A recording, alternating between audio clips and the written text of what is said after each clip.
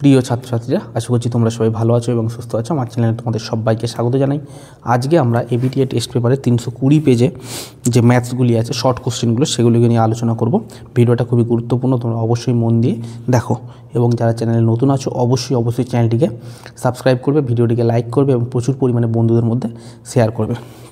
কি বলেছে দেখো, কোনো মূলধন 10 বছরের দ্বিগুণ হলে বার্ষিক সরল সুদের হার। কোনো মূলধন 10 বছরে কত হচ্ছে আমার কাছে, দ্বিগুণ হলে, তাহলে এক কাজ করো, ধরি মূলধন হলো x টাকা, অর্থাৎ পি ইকুয়াল টু কত হবে, x। আর আমাদের কি বলেছে, বার্ষিক সুদের হার আমাদের বের করতে বলেছে। এটা টি হচ্ছে ধরে নাও 10 বছর, ঠিক আছে, 10 বছরে দ্বিগুণ হচ্ছে, এবং আই প্লাস পি হচ্ছে 2x, হ্যাঁ কি না, সুদ প্লাস আসল কত হচ্ছে, দ্বিগুণ হয়ে যাচ্ছে। তাহলে এখান থেকে বলতে পারি আই প্লাস পি এর value x equal to 2x, তাহলে আই ইকুয়াল টু কত হবে, 2x minus x equal to x টাকা। অতএব এখান থেকে সূত্রে ফেলে দাও, আই ইকুয়াল টু কত হবে বলো, P R T by 100। P এর ভ্যালু এখানে কত আছে বলো, x, আর আমাদের বের করতে হবে টি হচ্ছে 10 বছর বাই 100 ইকুয়াল টু এক্স, মানে আই এর ভ্যালু এক্স। তাহলে এটা 10 কেটে যাবে, তাহলে এটার নিচে কিছু নেই, মানে কত আছে, 1 আছে।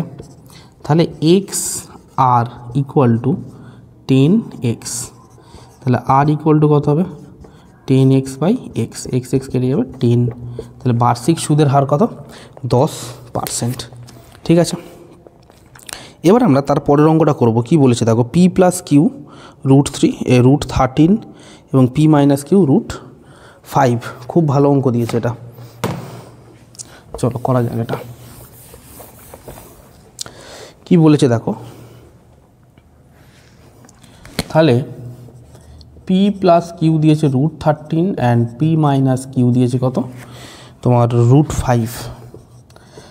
পাতি তোমরা অপনয়ন করতো, তাহলে 2p ইকুয়াল টু কত হবে, √13 প্লাস √5, তাহলে p ইকুয়াল টু কত হবে, √13 প্লাস √5 বাই 2, হ্যাঁ কি না, এটাই তো নিয়ম ছিল। আমরা কি করব, এটা অপনয়ন করে দিয়েছি, ঠিক আছে। সিমিলারলি p এর মানটা বসাও, অতএব p plus Q equal to কত, √13। তাহলে p এর মানটা যদি বসাই, তাহলে কিউ ইকুয়াল টু কী হবে, √13 মাইনাস p, তাহলে √13 মাইনাস p এর ভ্যালু কত, √13 প্লাস √5 বাই 2। এর নিচে কিছু নেই, মানে কত আছে, 1 আছে। 2 লসাগু যাবে, তাহলে 2√13 মাইনাস, দেখো ভালো করে বোঝো এই জায়গাটা, মাইনাসের পরে যদি কোনো টার্মস থাকে অবশ্যই সেই দুটোকে ব্র্যাকেটের মধ্যে লিখবে, ক্লিয়ার। তাহলে এটা কত হবে, 2√13 মাইনাস √13, মাইনাসে প্লাসে মাইনাস √5 বাই 2, মানে √13 মাইনাস √5 বাই কত হবে, 2, ক্লিয়ার। এবার কি করব বলো তো, এবারে পি আর কিউ এর মানটা পুট করে দেবো, করে দিলেই হয়ে যাবে। তাহলে একটা কাজ করি, চলো, আমাদের কি বের করতে দিয়েছে, পি কিউ, ঠিক তো, পি কিউ এর মান। তাহলে পি কিউ ইকুয়াল টু কত হবে, √13 plus √5 by 2 into √13 minus √5 by 2, এটাই তো। তাহলে 2 দুগুণে কত হবে, 4, √13 প্লাস √5, আর এটা কত হবে গুণ √13 মাইনাস √5, ওকে। তাহলে করলে আমাদের কত হবে বলো, a plus B A minus B, তাহলে এটা √13 স্কোয়ার মাইনাস √5 তার কত হোল স্কোয়ার বাই 4, তাহলে √13 স্কোয়ার মানে 13 মাইনাস 5 বাই 4, ঠিক আছে। তাহলে করলে দেখো তো কত হচ্ছে, 8/4 ইকুয়াল টু কত হবে, 2, ঠিক আছে। দেখো তো এখানে 2 কোনো অপশান আছে কি না, হ্যাঁ 2 আছে। এবারে আমরা 3-এর ট্রিপল আইয়ের অঙ্কটা করব। ট্রিপল আইয়ের অঙ্কটা খুব ভালো অঙ্ক, বুঝবে। ট্রিপল আইয়ের অঙ্কটা কি বলেছে দেখো, একটা ট্রায়াঙ্গেল বলেছে, মিডিল থেকে একটা পয়েন্ট বলেছে, A B C D E, A B C D E. এটা প্রথমেরটা বলেছে x প্লাস 3, x+3 3x + 9, এটা x, আর এটা বলেছে 3x + 4 3x প্লাস 4। তাহলে কী রেশিও ছিল, থ্যালাসের উপপাদ্য কী ছিল, AD by BD equal to AE by CE করে দাও।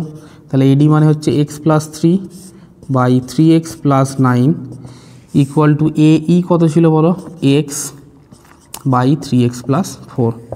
তাহলে এটা ক্রস গুণ করো তো, x plus 3x plus 4 equal to x into 3x plus 9। ঠিক আছে, করলে এক্সের সঙ্গে 3xের গুণ মানে 3x square plus x into 4 মানে 4x প্লাস 9x, কারণ 3 3 যা 9x plus 12 equal to 3x square plus কত হবে 9x। তাহলে দেখো 3x স্কোয়ার প্লাস 9 4 কত হবে 13x plus 12 minus 3x square minus 9x equal to কত হবে 0। ঠিক আছে, দুটো কেটে যাবে, তাহলে এটা কত হবে 13x মাইনাস 9x, হ্যাঁ কি না, ইকুয়াল টু মাইনাস 12। তাহলে এইখানে দেখো যদি আমরা 9 থেকে তোমার এটা যদি বিয়োগ দিই তাহলে আমাদের কত হবে 4x ইকুয়াল টু মাইনাস 12, তাহলে x ইকুয়াল টু কত হবে -3। বুঝতে পেরেছো? দেখো এখানে যে অপশানগুলো দেওয়া আছে, দেখো এখানে 4 1 3 2 এখানে কোনো অপশানটাই হবে না। ঠিক আছে, এবার আমরা আইভির অঙ্কটা করব। কি বলেছে দেখো, খুবই গুরুত্বপূর্ণ, বুঝবে। এখানে দুটো অপশান হবে আনসারে, যদি এক্স ভেরিয়েন্স ওয়াই হয় তবে বা তখন এখানে দুটো অপশান হবে। তোমরা তোমাদের ভেদের চ্যাপ্টার গেলে শূন্যস্থান পূরণে শিখেছো, এক্স ভেরিয়েন্স ওয়াই হলে তখন x to the power n variance কত, তোমরা সেই বক্সে লিখেছো y to the power n, মানে এর পাওয়ার যা হবে এর পাওয়ার কী হবে, সেম হবে। তাহলে এইখানে দেখো এরকম দুটো অপশান, একটা এতে দিয়েছে অ্যান্ড আর একটা কিসে দিয়েছে এক্স স্কোয়ার ভেরিয়েন্স ওয়াই স্কোয়ারও দিয়েছে। তাহলে এই দুটো অপশানই কিন্তু এখানে হবে। ঠিক আছে, এবার আমরা তার পরের অঙ্কটা করি। দেখো ভি এর ম্যাথটা, sine theta plus 15 degree equal to 1/√2। কী করবে বলো, sine theta plus 15 degree equal to sine 45 degree, কারণ সাইন 45-এর কত মান √2, 1/√2, সাইন সাইন কেটে যাবে, theta plus 15 degree equal to শুধু 45, তাহলে theta equal to 45 degree minus 15 degree মানে 0 30 ডিগ্রি। ঠিক আছে, এবার আমরা তার পরের অঙ্কটা করব। ঠিক আছে, ও এখনও দাঁড়াও, এইখানে বের করতে হবে cos 3 থিটা বের করতে হবে। তাহলে cos 3 থিটা কত হবে, তাহলে cos 3 × 30 ডিগ্রি মানে cos 90 ডিগ্রি, cos 90 কত হবে 0 হবে। ঠিক আছে, এবার আমরা তার পরের অঙ্কটা করি। চলো, বলেছে যে 16 15 17 16 15 সংখ্যাগুরুমান 15 দেওয়া মানে 16 15 17 16 15 x 19, এটাই তো সংখ্যাগুরুমান 15 হলে তোমরা নিঃসন্দেহে এখানে দেখো 15 কবার আছে দেখতে হবে, দুবার আছে, 16 দুবার আছে, তাহলে নয় 16 হতো নয় 15 হতো, হ্যাঁ কি না। সংখ্যাগুরু মানের এই এক্সের জায়গায় নয় কত বসাতে হবে 16 আর নয় কত বলো 15, কিন্তু বলে দিচ্ছে না সংখ্যাগুরু মান 15, তাহলে এক্সের মান নিঃসন্দেহে কত হবে বলো 15 হবে। বুঝতে পেরেছো? এবারে আমরা শূন্যস্থান পূরণের অঙ্কগুলো করি। চলো, শূন্যস্থান পূরণ কি বলেছে দেখো, একটি অংশীদারি ব্যবসায় এ ও বি এর লাভের অনুপাত বলে দিয়েছে 3:2, এ এর মূলধন 30,000, তাহলে বি এর মূলধন কত হবে। খুব ভালো প্রশ্ন। চলো তাহলে এদের লেখো তো, এর মূলধন বলে লেখো, এর মূলধন বাই বি এর মূলধন। ঠিক আছে, ইকুয়াল টু, তাহলে আমরা কি লিখবো বলো, এর লাভের অনুপাত, এর লাভ বাই কত হবে বি এর লাভ। তাহলে এর মূলধন কত বলে দিয়েছে 30,000 বাই বি এর, আমরা বি এর মূলধনকে এক্স ধরে নিই। ঠিক আছে, তাহলে করলে কত হবে, এটা 3:2 বোধ হয়, হ্যাঁ মানে 3/2। তাহলে এটা করলে কত হবে 3x ইকুয়াল টু 2 × 30,000, তাহলে x ইকুয়াল টু কত হবে 2 × 30,000 বাই 3, তাহলে এটা কত হবে 10,000 মানে 20,000 টাকা। তাহলে বি এর মূলধন কত হবে বলো 20,000 টাকা। এবারে আমাদের তার পরের অঙ্কটা খুব ভালো প্রশ্ন, 2 নম্বরের কিন্তু আসে অনেক সময়।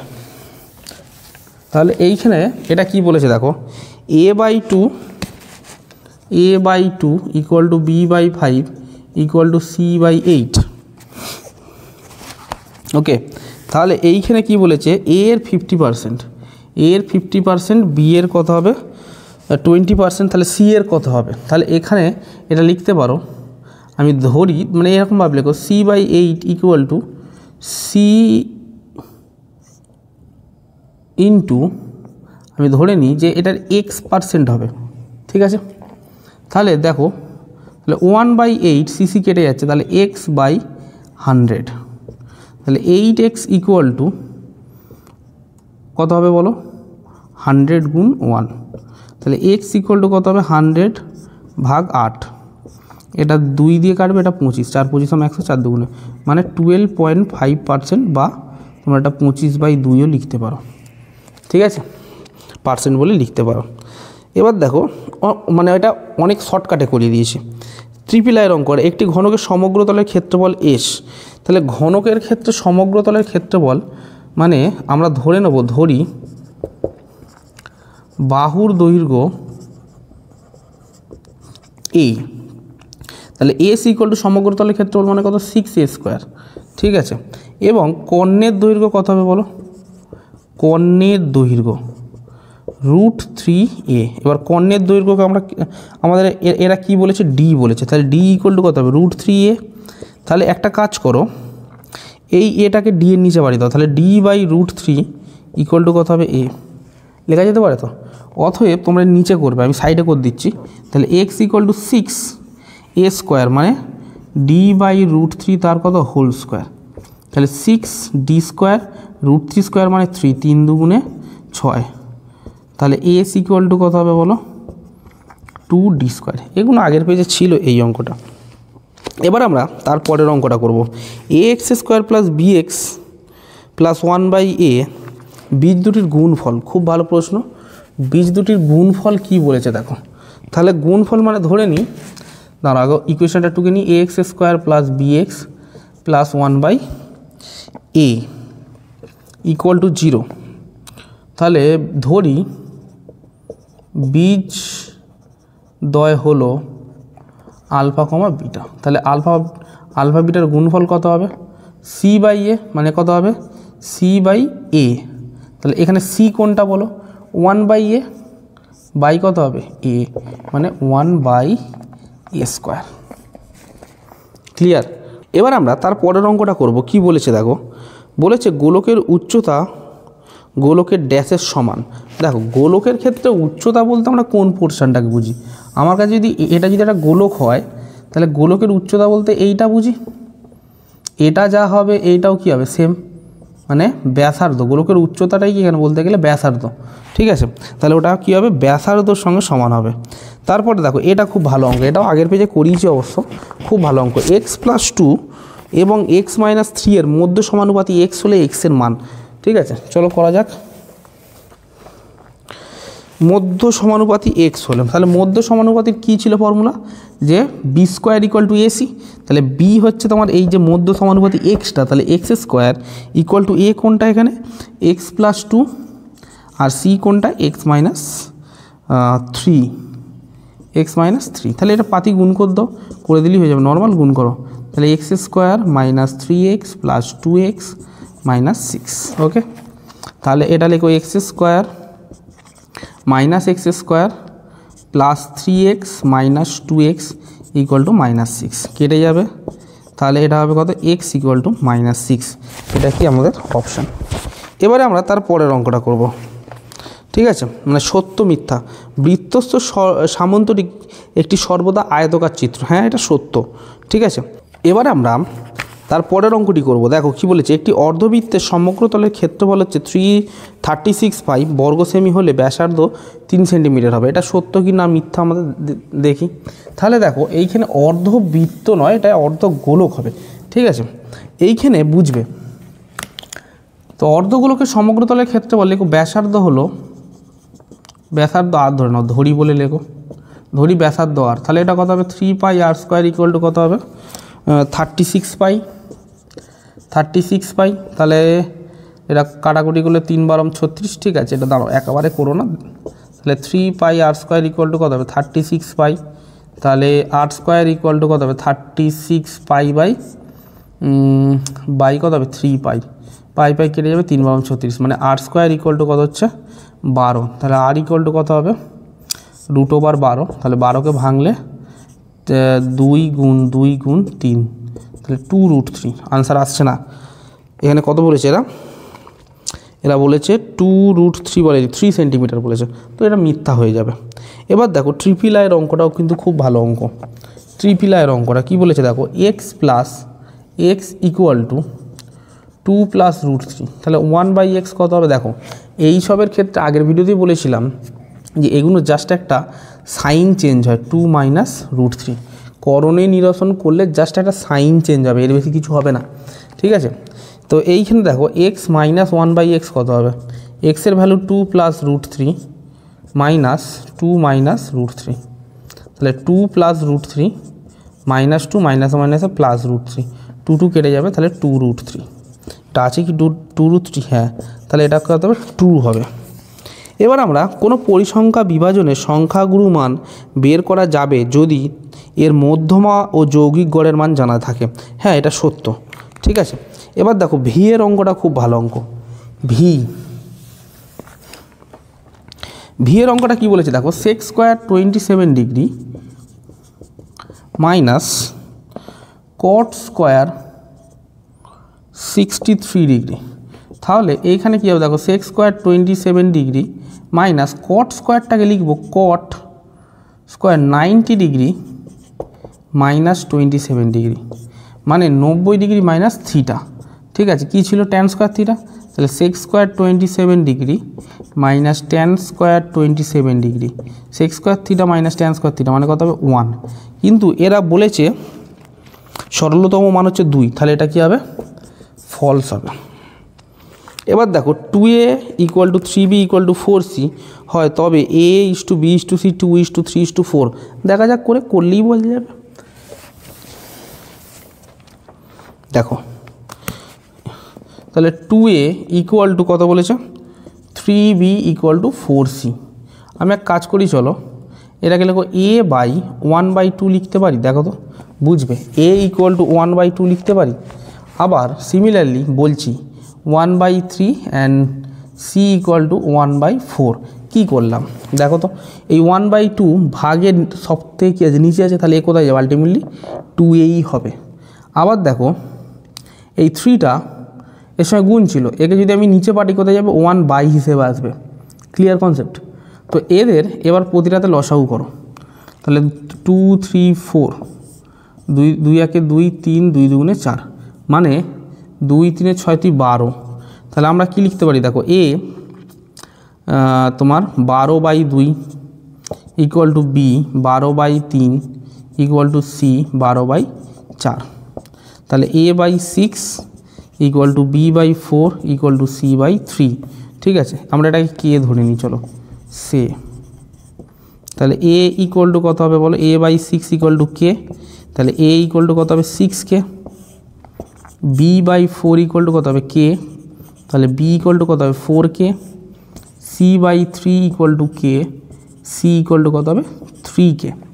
তাহলে a/b/c কত হবে, অতএব a/b/c কত হবে বলো 6k 4k 3k। তাহলে প্রতিটা থেকে কে এলিমিনেট করতে হবে 6:4:3। দেখো তো আছে কিনা, এটা নেই, ঠিক আছে।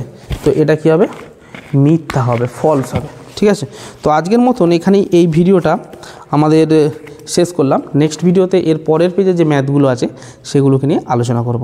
তো আজকের মতন এখানেই সমাপ্ত করলাম।